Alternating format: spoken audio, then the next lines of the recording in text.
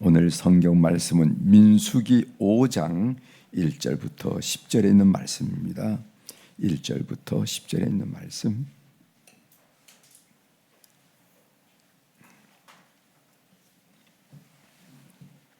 민수기 5장 1절부터 여러분 찾으셨으면 봉독해 드리겠습니다. 민수기 5장 1절.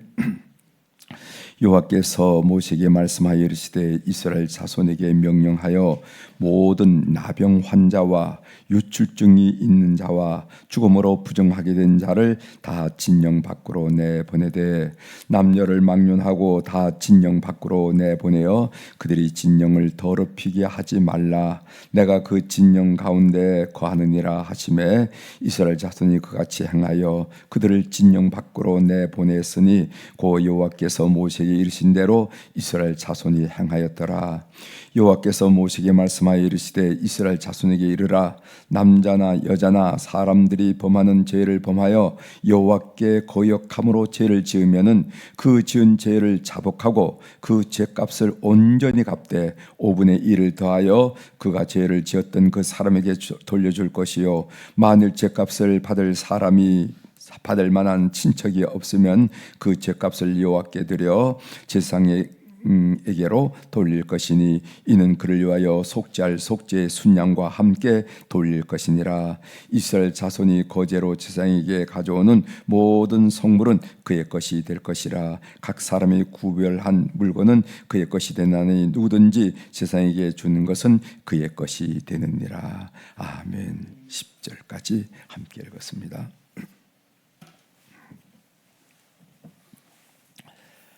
오늘 우리가 읽은 민수기 5장 1절부터 10절에 있는 말씀을 중심으로 참된 회개란 무엇인가, 성경이 가르치는 참된 회개란 무엇인가 함께 좀 생각해 보려고 합니다. 이런 글이 있어서 여러분들께 서론적으로 좀 소개를 해드리도록 하겠습니다. 여러분 만족이라 하는 그 한자 여러분 아시죠? 그 만자는 무슨 자냐 하면은 차오르다, 가득하다, 가득할 만. 그런데 족자는 뭐냐 하면은 발족자예요. 발족자. 여러분 그냥 발해라 하는 거 여러분 아시죠? 아니 어떻게 만족하다를 가득할 만과 발족자를 썼을까? 우리가 만족하다면 최소한 무슨 목까지 찼거나 머리끝까지 차야 만족하다고 그러지요. 어떻게 발목까지 찬 것을 보고 만족이라 할까? 그 의미가 뭐냐 하면은 발목까지 차올랐을 때 거기서 멈추는 것이 바로 가장 적당한 행복이라는 것입니다. 우리의 선인들은 뭐라고 생각했냐면은 만족한다라는 것은 발목까지 차오르는 것이 만족이야, 이렇게 생각했다는 것이죠. 정말 대단한 발견이 아닌가 생각합니다. 그래서 만족이라는 것은 행복이라는 것은 욕심이 최소할 때 비로소 얻을 수 있는 것이라는 것이죠. 욕심을 목까지 아니면 머리끝까지 이렇게 한끝 해놓으면은 그 사람이 행복하기가 어렵다 하는 그런 말입니다. 분수를 지키면서 마음의 평화를 유지하는 것이 참으로 행복의 방정식이다. 이 세상에서 가장 행복한 사람이 누구인가? 지금 있는 그대로, 이 모습 그대로 감사하면서 사는 사람이다. 이게 탈무드가 한 얘기죠. 누가 행복한 사람인가? 지금 있는 그대로 이 모습 그대로를 감사하면서 사는 사람이 행복한 사람이다. 그래서 가장 행복한 사람은 누군가? 가장 많이 소유한 사람이 행복한 사람이 아니라 가장 많이 감사하는 사람이 행복한 사람이다. 가장 많이 감사하는 사람이 행복한 사람이다. 우리가 성경이 가르쳐준 내용이죠. 누가 행복한 사람인가? 가장 많이 소유한 사람이 행복한 사람이 아니라 가장 감사를 많이, 앉아도 감사, 일어서도 감사, 이런 사람이 행복한 사람이라 하는 것을 성경이 가르친다는 것을 여러분 아실 줄 믿습니다. 그런데 이 자본주의, 특별히 자본주의 광고가 많잖아요. 광고는 항상 우리에게 어떤 메시지를 주냐면은 너는 이것이 결핍되었기 때문에, 너는 이것이 부족하기 때문에 불행한 사람이야. 이 메시지가 그 근간에 있습니다. 그래서 광고에 보면은 가재 도구를 보거나 가전 제품을 보거나 차를 보거나 난 부족하다 한 생각을 갖게 되죠. 그렇죠? 이걸 자꾸만 그런 마음을 줘서 당신은 부족해, 당신은 결핍이 됐어, 그래서 행복하지 않은 거야 라는 메시지를 끊임없이 전하는 것이 TV의 광고물입니다. 그러니까 우리 성도들이 광고를 볼 때 잘 보셔야 되죠. 그렇죠? 이거 잘 보셔야 됩니다. 그거든, 메시지가 우리에게 오는 거거든. 그건 뭐냐면 너가 지금 불행하지? 그래, 나 불행해. 왜 불행한지 아니? 너 그거 갖지 못했기 때문에 그런 거야. 그게 결핍이야. 그게 부족함이야. 그래서 행복하지 못하는 거야. 그러면은 그거 가지려고 그렇게 한다 이 말이지. 그걸 여러분 조심하셔야 됩니다. 근데 조심하는 그것만 조심하는 게 아니라 부부가 조심해야 돼요. 부부가. 남편은 이런 부분에 대해서 조금 식견이 있어서 발목까지 차면 행복한 줄 알아 이렇게 하는데, 아이고 아내가 가만히 있지 않은 거예요. 누구 집에 갔더니 이런 물건도 있고 저런 물건도 있고, 내가 아침에 광고를 봤다니까 이런 물건도 나오는데, 이렇게 자꾸만 부족함을 자꾸 느끼면은 그 가정의 행복이 무너질 수 있다는 것도 여러분들이 잘 기억하셔야 됩니다. 이 만족이 행복한 건데 그 행복은 무엇인가? 그것은 가득 찰 족, 그래서 발까지만 가득 차는 발족, 이거 꼭 가시고 그런 컨트롤을 잘 하지 않으면 우리가 신앙인의 가치관을 가지고 살 수가 없습니다. 우리 성도들은 다르게 살기로 결정한 사람이잖아요. 그죠? 세상에 많은 사람들이 있지만은 당신들과 다르게 살기로 결정했다. 다르게. 그것이 성도거든요. 성이라 다르다는 거야. 다르다는 거. 거룩활성, 다르게 산. 그 성자는 하기오스란 말인데 다르다는 말이에요. 다르다. 다르게 살기로 결정하는, 다른 가치관, 다른 세계관, 성경적 세계관으로 살겠습니다 라고 다짐하고 신앙생활을 한 분이 여러분인데, 이 소위 광고라든가 이 세상 돌아가는 일에 여러분들이 마음이 놓여가지고 그것 따라 이렇게 간다, 그건 다르게 살기는 게 아니에요. 여러분들의 가치관을 점검해 보셔야 된다 하는 것을 말씀을 드리면서 오늘 성경 본문으로 좀 들어가려고 합니다. 이 본문 내용은 시내산 아래에서 1년을 수경한 이스라엘 백성들은 이제 가나안 땅을 향해서 출발을 해야 됩니다.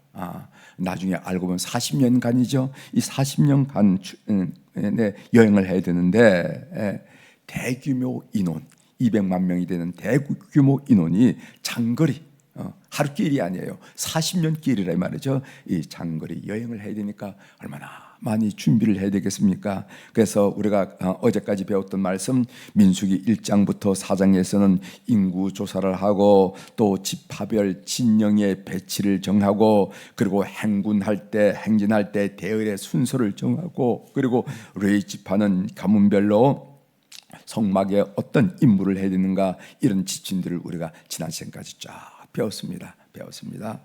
그리고 오늘 이제 5장부터 이제 공부를 하게 되는데, 5장 6장은 일반 백성들에게 해당하는 정결규례예요. 정결규례. 하나님은 거룩하심으로 성막을 중심으로 진영을 이루는 이스라엘 백성은 거룩한 공동체가 되어야 된다. 이것이 레위기의 핵심이고, 그리고 또 오늘 민수기의 핵심이에요.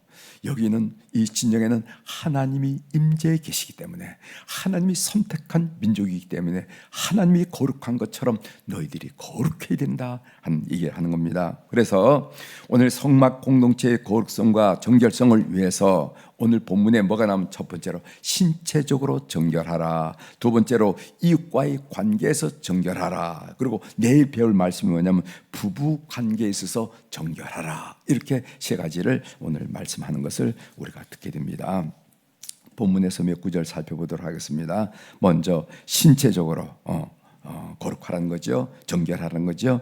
여기 세 부류의 사람들은 진영 밖으로 추방됐어야 되는데 2절 보겠습니다. 2절, 이스라엘 자손에게 명령하여 모든 나병 환자와 유출증이 있는 자와 죽음으로 부정하게 된 자를 다 진영 밖으로 내보내되 이렇게 말씀하셨어요.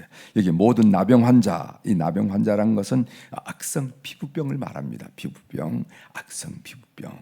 그다음 유출증이 있는 자, 이것은 어떤 잠깐의 유출증을 말하는 것이 아니라 만성 유출자, 질병이 있는 유출자. 그 다음에 죽음으로 부정해야 되는 시체를 만진 자, 이런 사람들은 진 밖으로 나가라 했습니다. 이렇게 하는 이유가 뭐냐면은 진영의 심각한 오염, 전염을 발생시킬 수 있기 때문에. 그러니까 이 밀집한 군중들이 말입니다. 우리도 무슨 코로나 이러면은 밀집하지 말아라 한 얘기하는 것처럼 이 밀집된 군중들에게 이런 소위 전염 오염이 가능한 질병이 생기면은요 큰 공동체에 어려움이 생길 것입니다. 그래서 이런 사람들은 집단에서 떨어지게 진영 바깥에 하라 하는 거예요. 이거는 건강상의 위생상의 문제이기도 하지만은 오늘 여기서 가르치는 신학적인 문제도 합니다. 신학적인 문제.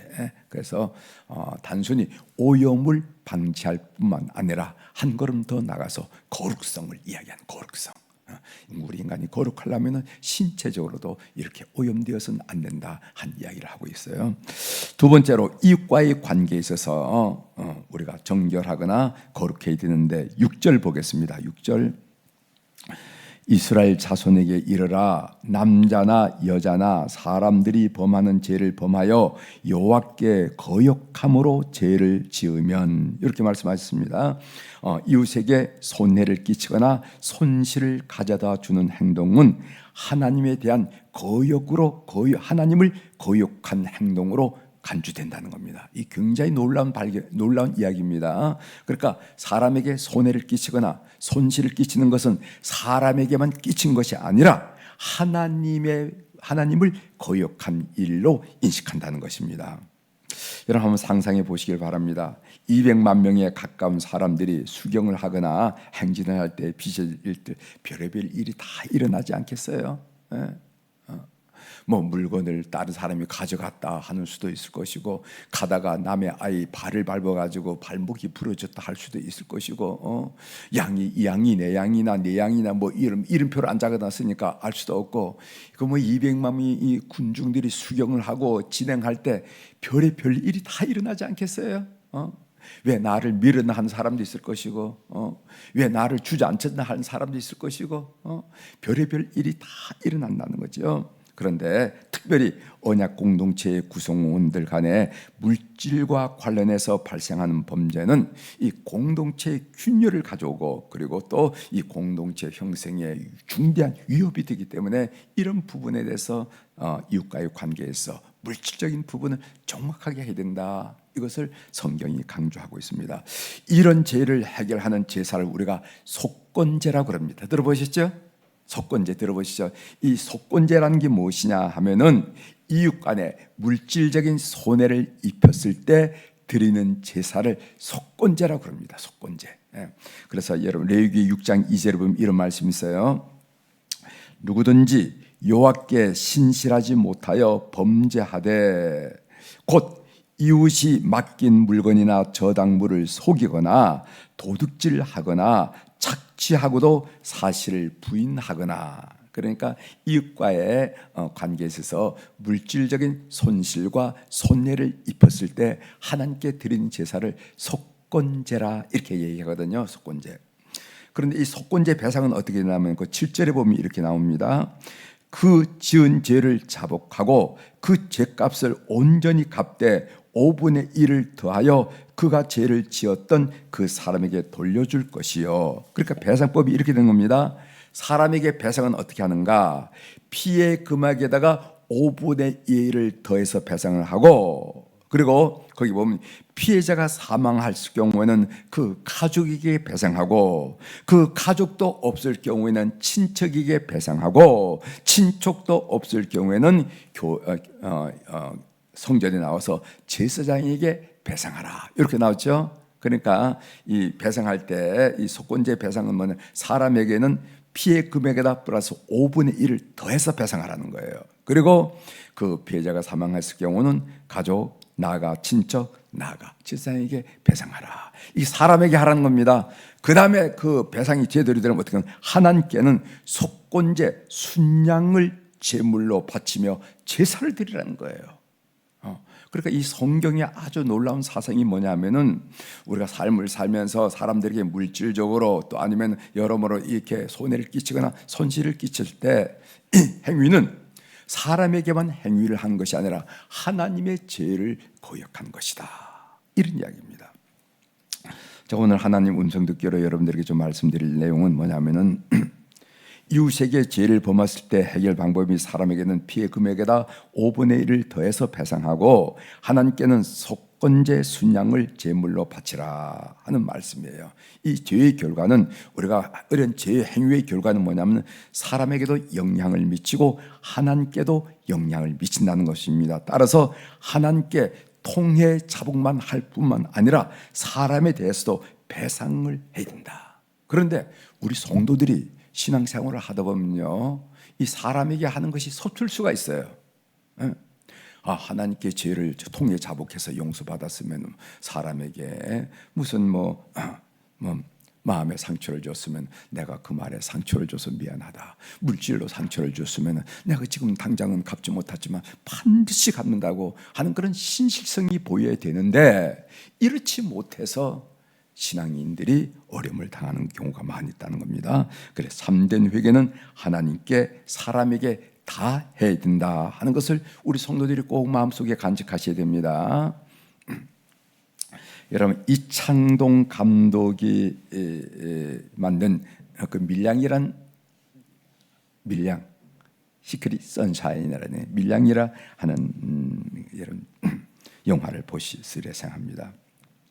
남편을 잃은 시내, 전도연애가 나왔죠. 시내가 아들 준이와 함께 남편의 고향인 밀양에 내려가서 작은 피아노 학원을 합니다. 피아노를 해요. 거기서 웅변 학원 원장에 의해서 아들 준이가 유기를 당하죠. 돈이 한 800만 원 정도 되는데 이 사람이 그걸 노리고 아이들을 유기를 해요. 근데 결국 어떻게 되는 준이는 싸늘한 시신으로 돌아옵니다.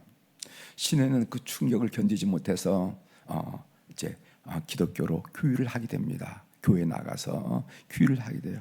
그래서 하나님으로부터 말씀으로 받고 이렇게 해서 어느 순간에 내가 이 유괴범을 용서해 줘야 되겠다 하는 그런 마음, 넉넉한 마음이죠. 마음이 들어서 교도소를 찾아갑니다. 근데 유괴범을 만났는데 면회를 하는데 그 유괴범이 무슨 얘기를 하냐면은 자신은 교도소에서 하나님을 믿고 하나님으로부터 용서를 받았다고 얼굴이 편한 얼굴로 얘기를 한다는 말이지. 그래서 이 시내가 충격을 받습니다. 혼란에 빠집니다. 피해자가 난데 피해자인 내가 용서하지 않았는데 용서받았다는 말이 무슨 말인가 하면서 정신적인 충격으로 정신병원에 들어가죠. 여기서 이 문제가 뭐냐면은 신학적인 문제를 제기하는 건데 우리가 기독교인들이 잘못 생각하면은 나 하나님께 용서받아서 라고 넘어갈 수 있다는 거예요. 그러면 안 된다는 겁니다. 이 속건제를 제가 공부해보면서 성경이 이런 부분까지 터치를 해주고 있구나. 참된 회개라는 게 뭔가 우리가 어떤 죄된 행위를 주변 사람들에게 이웃과의 물질적인 손해와 손실을 끼친 이 행위는 인간과의 죄뿐만 아니라 하나님께도 지은 죄라는 거예요. 그래서 우리는 하나님 앞에 통해 자복해. 우리가 이렇게 내가 잘못했다고 통해 자복할 뿐만 아니라 사람에게도 마음의 상처를 줬으면 용서를 구하고 물질적인 손해를 끼쳤으면 배상을 하고 이렇게 돼야 회개가 된다는 겁니다. 그러니까 우리 성도들이 이 점을 굉장히 유념을 하셔야 돼요. 유념을.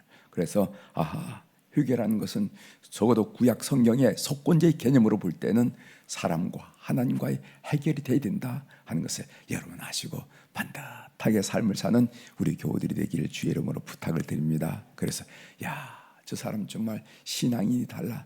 이쯤 해도 될 텐데 반드시 갚으려고 갚으려고 노력하는 저 태도가 오히려 감동이 되어서 우리 주님을 소개하는 여러분의 삶이 되기를 바랍니다. 기도하시겠습니다. 하나님 아버지, 이스라엘 공동체는 그 진영에 하나님을 모신 공동체라서 거룩한 공동체가 되어야 되는데, 오늘 성경에 보면은 거룩하고 정결한 공동체가 되기 위해서 우리 각자가 신체적으로는 어떻게 해야 하며 또 이웃과의 관계에서 어떻게 해야 하는 내용을 우리가 배우고 묵상하면서 우리가 이 땅에 살아갈 때 주의해야 할 점을 함께 나눌 수 있도록 도와주셔서 감사합니다. 하나님, 우리가 다른 사람에게 어떤 손해와 물질적인 손실을 끼쳤을 때 용서도 구하고 자복도 하고 뿐만 아니라 그 배상을 잘 해서 아이고 그리스도인들이 정말 다르구나, 반듯하구나 하는 그런 칭찬을 드리며 하나님께 영광을 올려드리는 주의 백성들이 다 될 수 있도록 은혜를 베풀어 주옵소서. 하나님, 오늘 또 우리 사랑 교우들이 주님 앞에 1,000번째 헌금을 올려드리게 하시오니 감사합니다. 어린 나이에 등극하여 그 백성을 어떻게 지시할지 다스릴지 모를 때 솔로몬은 기본 산당에서 하나님을 찾았습니다. 하나님의 지혜를 구했습니다. 그때 하나님은 전무후무하게 지혜뿐만 아니라 부귀 영화를 허락하셔서 하나님의 마음에 큰 기쁨을 얻은 것처럼 하나님, 우리 사랑 교우들이 오늘 또 귀한 물질을 주님 앞에 올려드리면서 솔로몬의 본을 받습니다. 하나님, 지혜를 허락하여 주시고 부족함을 채워주셔서 우리가 인생길에서 만족하며 행복하며 감사하는 인생이 될 수 있도록 이 물질을 주께서 연락하여 주옵소서. 이 물질에는 우리의 자세한 기도 제목도 다 있습니다. 하나님, 살피시고 통촉하여 주셔서 하나님, 참으로 하나님은 놀라우신 분이신데 우리 눈가의 눈물 자국도, 우리 입가에 새어나오는 한숨 소리도, 그리고 때로는 우리 생각 속에 하나님이 이렇게 해줬으면 좋을 텐데 하고 그 생각하는 것조차도 놓치지 아니하시고 축복하신 우리 하나님을 우리가 기억하면서 간증하게 되는데, 그런 하나님의 역사를 경험하는 물질이 될 수 있도록 은혜를 베풀어 주옵소서. 오늘 우리 수요일날 우리 자녀들, 우리 손자 손녀들 특별히 위해서 기도하게 하시오니 감사를 드립니다. 하나님, 이제 새 학기를 맞이해서 대학에서 공부하는 우리 학생들, 그 다음에 중고등부, 이제 또 초등학교, 또 유치원일까지 새 학기를 맞이하는 우리 모든 자녀들, 우리 손자 손녀들을 축복하면서 기도합니다. 좋은 선생님들 만나게 도와주시고 좋은 친구들 만나서 반듯하게 성장하는 그런 하나님의 아들과 딸들이 다 될 수 있도록 은혜를 베풀어 주옵소서. 악하고 더러운 사탄은 이 오염된 문화를 통해서 우리의 자녀들, 우리의 손자 손녀들의 영혼을 노략질하는 것을 우리가 많이 봅니다. 반듯하게 착하게 성장한 아이들이 그 문화에 잘못되어서 오염이 되어서 그 참 다른 생각을 하는 것을 많이 보게 되는데, 우리 하나님 성령님, 우리 모든 자녀들 주님께서 방패가 되시고 진영이 되셔서 보호해 주셔서 하나님이 거룩한 문화로, 거룩한 공기로 반듯하게 성장시켜 주시고, 악하고 더럽고 사탄적인 문화로 말미암아 그들의 영혼이, 심령이 노략질 당하지 않도록 은총을 베풀어 주옵소서. 해서 하나님, 공부하는 자녀들, 또 사업하는 자녀들, 직장 생활하는 자녀들이 있습니다. 군무에 나가서 국방의 의무를 감당하면서 총기와 확률을 다루는 자녀들이 있습니다. 하나님뿐만 아니라 이제 사업 현장에서 사업을 일궈가면서 참으로 공실이 이렇게 많이 나타나는데도 불구하고 열심히 사업하고 직장 생활하는 자녀들이 있습니다. 남다른 아이템들, 탁월한 재능과 가슴의 열정을 허락하여 주셔서 하나님이 그들이 일구는 걸 통해서 하나님의 간섭함을 우리가 함께 목도할 수 있도록 은혜를 베풀어 주옵소서. 하나님, 우리 자녀들, 손자 손녀들 가운데 재수를 하면서 다시 시도하는 자녀들도 있사오니 주께서 기억하여 주시고 흔들림 없는 목표와 열정과 굳은 의지와 집중 추정력을 통해서 한 해를 멋지게 보낼 수 있는 그런 넉넉한 마음을 허락하여 주시옵소서. 하나님, 우리 모든 자녀들 가운데 육신이 약하여 우리 마음에 늘 기도의 제목이 되는 자손들이 있음을 주께서 아신 줄 믿습니다. 주님, 우리를 조성하신 우리 하나님 께서 우리 모든 자손들을 강건하게 하여 주셔서 하나님의 원하는 일들을 잘 감당하며 영광을 아버지 앞에 올려드릴 수 있도록 은총을 베풀어 주옵소서. 가정마다 믿음이 기대되고 축복이 되어되고 하나님의 살아계심을 경험하고 하나님의 살아계심을 체험하는 온 가문들 다 되도록 역사하여 주시옵소서. 감사드리며 예수님의 이름으로 축복하며 기도 올려옵나이다. 아멘. 하늘에 계신 우리 아버지여, 이름이 거룩히 여김을 받으시오며 나라가 임하시오며 뜻이 하늘에서 이루어진 것 같이 땅에서도 이루어지이다. 오늘 우리에게 일용할 양식을 주시옵고 우리가 우리에게 죄 지은 자를 사하여 준 것 같이 우리 죄를 사하여 주시옵고 우리를 시험에 들게 하지 마시옵고 다만 악에서 구하시옵소서. 나라와 권세와 영광이 아버지께 영원히 있사옵나이다. 아멘.